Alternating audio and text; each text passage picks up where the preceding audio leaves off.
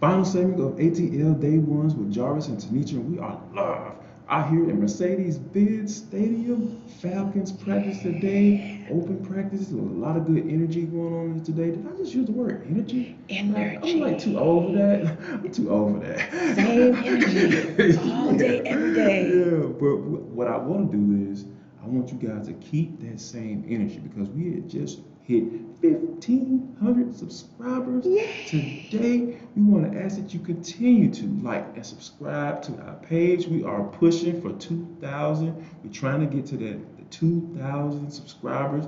You have been guys been a part of that. We really, really, really appreciate you for that. And also on the other side, but remember, we are free and available wherever you download your podcast. Yeah. And wherever you download your podcast, make sure you go and leave a 5-star review so everybody else can find out about us. Don't be greedy.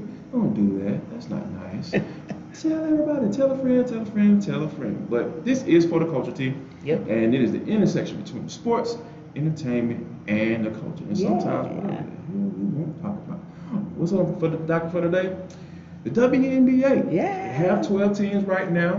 WNBA Commissioner Cathy Engelbert said they are looking to add 1 to 2 teams by the end of the year to eventually start play in 2025. Mm-hmm. What say you? Do you think it's a good idea, or they might need to kind of pump the brakes a little bit on this one? Yeah, I'm kind of on the fence with it, but leaning more about like pumping the brakes. And who knows? The fact that Commissioner Engelbert is saying 2 years from now, maybe that gives me a little bit more leaning in the direction of go for it. But my pause is this. The league has had some compression because remember, the league had a team in the Houston Comets that when it was first started had 4 championships. Now they don't exist.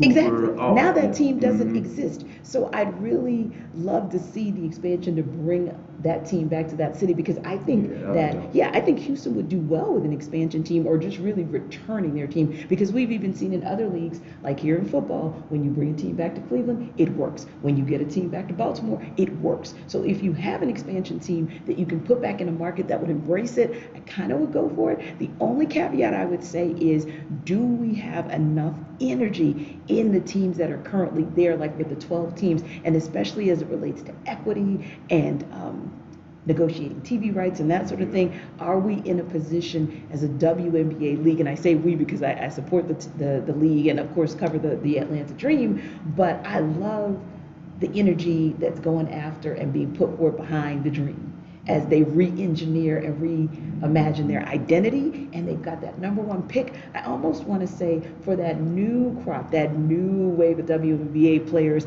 as we're maybe getting to the point in certain players' careers, like a Diana Taurasi, who's maybe on the other side, maybe having that opportunity, or like a Sue Bird, having the opportunity to take those new players and really just cultivate them within the franchises that are there. But if the league chooses to go forward, I definitely want to see them go back to one of those markets. I think they'll do well. I think you almost have to, right? Like the Houston Comets, they just had the squad, and just for them to be able to come out like they did, like you said, you're talking about Cheryl Swoops, like, and Cynthia Cooper. And my girl Tina, the big Tina Thompson was the amazing big. She had that big red lipstick. You knew Tina Thompson walking in the room because she was a force. Yeah, she was a force on the basketball court. So I think that would be my first choice. Of like, okay, because you already got the brand recognition and everything like that. So I think that'd be a good idea. And as far as the transitioning to the big names, I think the Dream already had Ryan Howard. They're doing absolute beast. You know what? When she gets out on that court, I think College Park. I don't think they're having any issues selling out down there, down on the south side of the city. So sell out tonight. Yes, it is. I tried to get tickets. I tried. I told my wife, but she ain't gonna listen. But it's all good. But we want to thank you for making ATL Day Ones the first listen of the day. We always want to be thankful for that. But what you want to make your second listen of the day though? Hitting Hard with John Chucker. He always have a thought for you, and sometimes he really doesn't even care whether or not you like it or not. But he just wants you to listen. Like, make it your second listen of the day. We really appreciate you for that. So, we got a lot of good stuff. We want to make sure you guys come back on Monday, right? Because we're going to have a lot of good stuff. We're going to have way more Falcons talk for you as we get ready to, go into the mandatory mini camps and as soon, but before you even know it, it'll be July, yes. and it'll be training camp, camp. and they putting the pads on. Yes. That's really gonna get some good observations. So we want to make sure you come back on Monday.